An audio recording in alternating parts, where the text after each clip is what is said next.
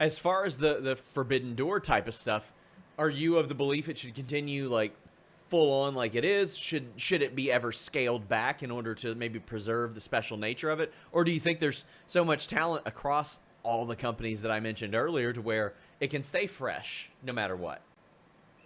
I think it can stay pretty fresh, to be honest. I think that there's a lot of there's still a lot of matchups that obviously we can do, like sending some talent to AEW, and AEW sending some talent to Yeah. New Japan, which is cool too. Is like obviously we have the Japan fan base, which is a completely different fan base, and like certain talents will do really well in Japan, over some other talents, so which is kind of cool.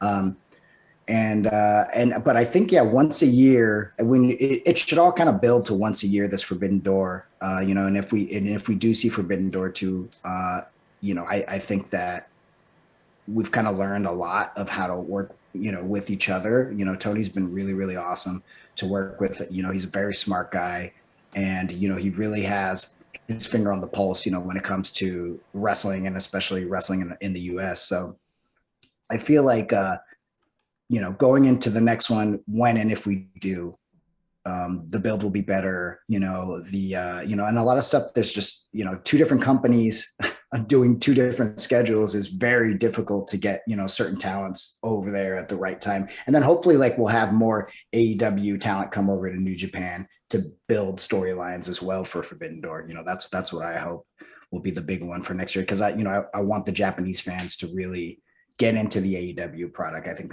that's important as well. You mentioned sort of working directly with Tony Khan. That's something that I'd heard with a while. At one point, somebody had told me that you talked to Tony as much as anybody was talking to Tony, setting that up. And I mean, with the Sure. Yeah. amount of talent that was going back and forth, how does that process work? Like, does it go through you? Then you get it cleared. Then they come over. Like, how is that?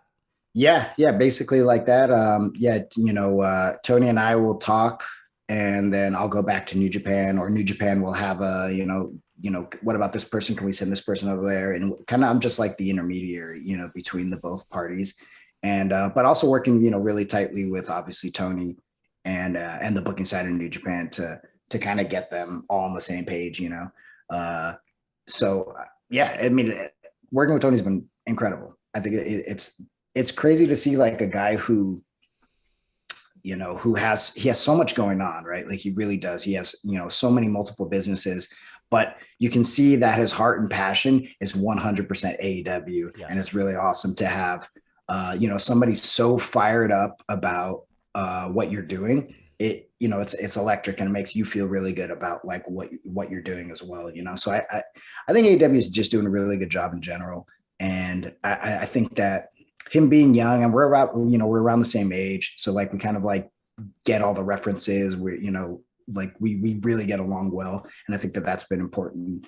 And he's been very understanding to the cultural wrestling differences between New Japan and AEW, right? New Japan is a touring company, AEW is a television company primarily. So having certain the way that the booking tropes and things work, he's been easy to work with. Like he's very understanding, because he's knowledgeable about the product, and he's knowledgeable about wrestling. He was a fan of New Japan first, which is cool. So you don't have to explain it much. He gets it, which is awesome.